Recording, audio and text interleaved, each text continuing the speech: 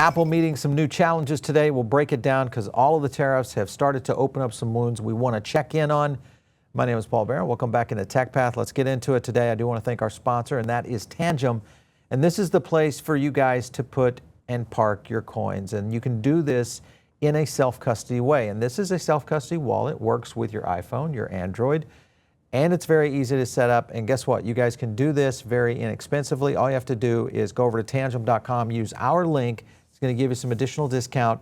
Then you can start putting your coins in there long term. So during these down markets, hold through these, and then when it's time to sell, move it to an exchange. Boom, you've done self-custody. Check it out and use our link. It does help the channel. Let's just as a reminder, if you guys have not seen many of our videos on this, we've covered this quite a bit. The iPhone killer, what's going on with the Solana Saga, all the narratives that have played into this. And we'll talk about this a little bit. And it's been going back for quite some time. Many of you will probably remember the original Solana phone, which was the Saga, and its success. I want to get into some of the things on Apple, though, because when you look at the Apple cost to be able to produce a phone now, and you can kind of see some of the things that within it, a lot of this goes into the countries that are building these. And a lot of these are being tariffed even because they start to trade with each other. This only means that the price of the iPhone is going to be going up. Apple has allegedly flew in multiple planes full of iPhones. So this, of course, is to avoid tariffs. They are trying to figure something out because the issue is real.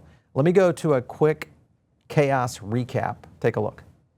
Nearly $40 billion in tariff costs. It could take a 32% bite out of its operating profit. Now, Apple customers, they were reportedly rushing to U.S. stores to panic buy devices over the weekend. I would not pay $2,300 for an iPhone, for the newest iPhone. For an iPhone, Never. iPhone shipments lowering their estimates 3 to 14%. We've gotten no word from Apple itself and just a bunch of misinformation from the White House. The president believes the U.S. has capability to make iPhones.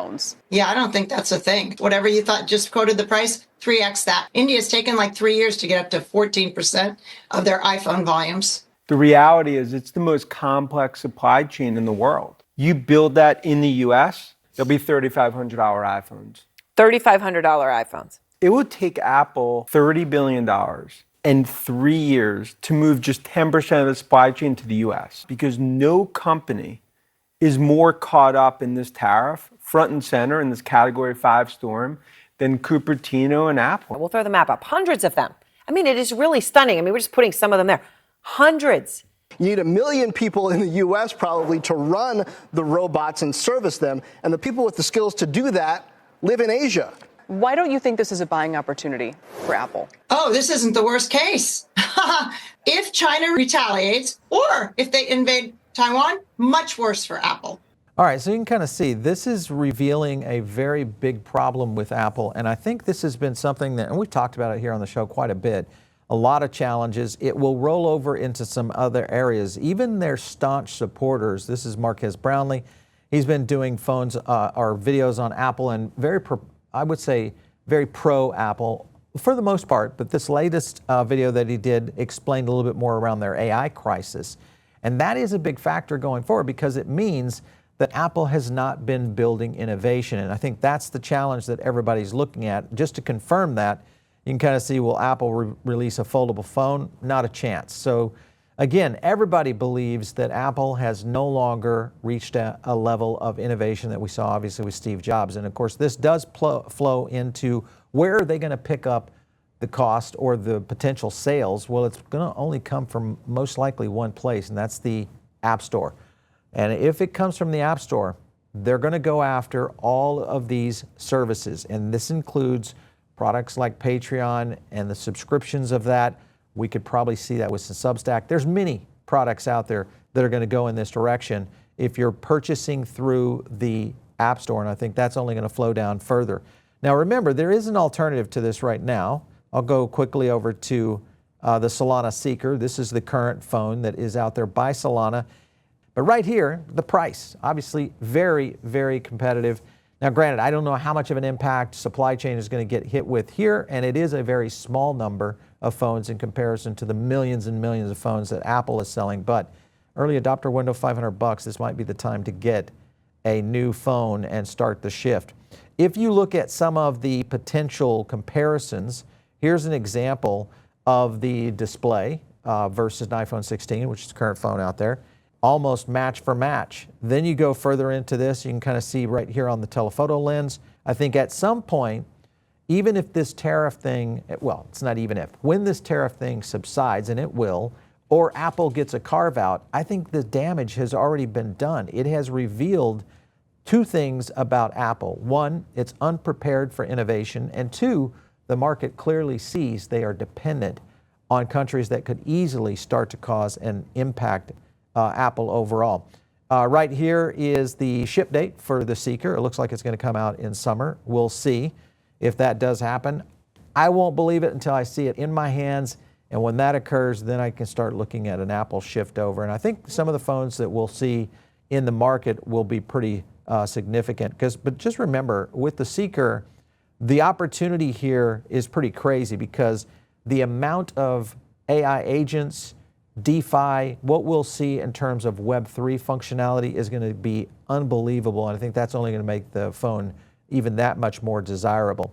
Let's take a look at Solana's events. The one I'm targeting right now is the Accelerate event. This one is the first event in the United States. That's going to be held in New York on May 19th and 20th.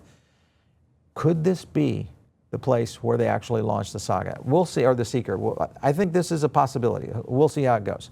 I want to show you something here in terms of the amount of advertising that is spent right now by Apple, estimated $775 million right now in advertising and marketing efforts. And a lot of this is allocated to YouTube. You can kind of see the ads, what they're spending on, etc. And I think this is a factor going forward because when you look at the market and the potential of some of these other phones, understanding how to market to Gen Z and millennials, you've got to look at influencers, and what Saga has been able to do and could be able to do, Seeker I should say, and Solana, is be able to penetrate that potential influencer market. Here's Joe Rogan now following the Seeker. So it's something to keep an eye on, in terms of how marketing will maybe make its way into mainstream, because that's going to be a key thing for Solana and their phone. On top of all these creators coming in, now you've got the potential for more shilling to happen, and this is going to happen in the way of digital collectibles, fidgetals out there that will make their way into Web3 phones like the Saga. With that, you got to look at the kind of explosion that we're seeing. This, of course, is coming from the Pokemon cards, but the point being is that this may be a new cycle of adoption that could occur in mobile devices. We've seen this before. Remember, Apple did this with the iPhone store, what we saw in podcast, all sorts of things that really started to make their way into kind of the fabric of mobile life, and I think that might be changing now. When you look at the prices, this is the Saga, this is the original phone, so it's old, like 2 years old. You can get a used one out there for like $300, but it's no NFTs on it. Now, if you throw the NFTs on it, well, that changes the game, guys. Now you're talking about sealed with the SIM, and it includes unclaimed airdrop tokens. All of that value right now already built into that phone. That's the other thing that was always the killer about this. $1,700 for that phone right now. So that is another one. Now you've got, of course, Apple. I shouldn't say Apple claiming this because this actually came out of China, claiming that this was a news outlet in China, claiming that the Apple Vision Pro has entered mass production. There's no way that this has occurred. And this, I think, is just, again, more FUD that's coming out of, I should say, more news that's being put out to basically say, hey, nothing to see here right now with Apple's problems overall with the tariff situation. With that said, this slowness around the Vision Pro has only opened up an opportunity, and opportunities have come from companies like XREAL. The likelihood of this device making its way into mainstream is now real, and we'll probably see more advancements on this even when we look at the potential of what Meta has been able to do. The other killer app here is Shaga Cloud Gaming, and this, of course, is Solana's cloud gaming service. And the functionality of this is very efficient, but this could essentially replace the App Store. That's the idea of where this could go. And if you get developers starting to adopt this and you get a little bit of a run up here aligned with tariffs, lack of innovation, all of that means one thing, and that means growth. Gaming, of course, will be a big part of that. If you look at this, this is just showing the capacity of what Shaga can do. This is almost real time. And the opportunity, remember, this is cloud, all right? So the opportunity here is pretty dynamic.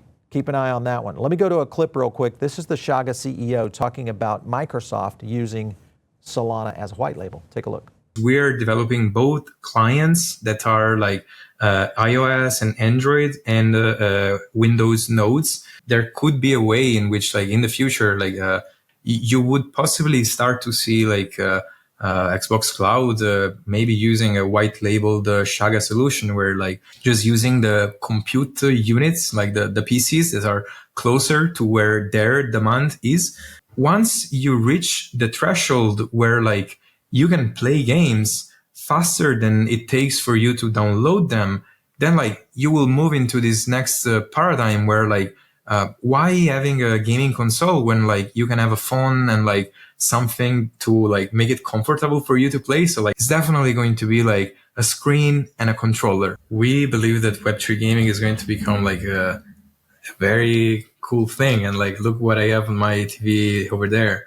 Could be a possibility that this could occur in terms of cloud gaming for Microsoft. The possibility of that in terms of what it's capable of could be a big deal. So we'll see if that actually comes to fruit here in the future. But what is happening right now on Shaga is the fact that you've got Web3 games out there that are rewarding people. And this, of course, is Star Atlas right here. You can actually do clips of you guys showing Shaga in action. This is on YouTube, X, Twitch, etc. They're paying creators to go out and do this. This will be good because it will only showcase the benefit of cloud gaming, and I think that is the factor that everybody needs to understand. Now, the reality is the gaming market is absolutely ginormous, so can they make a dent in this? Because Web3 gaming is a very small part of it. When you take a look at the TVL and the app revenue chart, remember that the way this works is the app developers, the games, they actually get revenue from this versus what you see in the app store over on Apple, where they're going to be raising the cost of what you have to do to get in there. So this might be a pathway for Solana and also the ecosystem of gaming, as well as just mainstream adoption really taking off pretty soon. So keep an eye on that.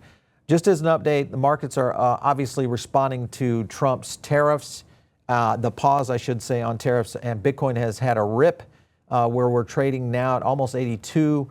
Solana is trading right now at 118, so up considerably, almost 20% from yesterday's low at around $100. So this might be a good time, guys. Is this the bounce everybody's been looking for? All of this happening to Apple right now. Is there a long-term effect of where this could play into Web3? Let me know in the comments down below. Make sure and subscribe to the show. If you're not in the Diamond Circle, get in on that. It's our own special email group, and it's very easy to join, and it's free. Also follow me on X, @PaulBaron. We'll catch you next time right here on TechPath.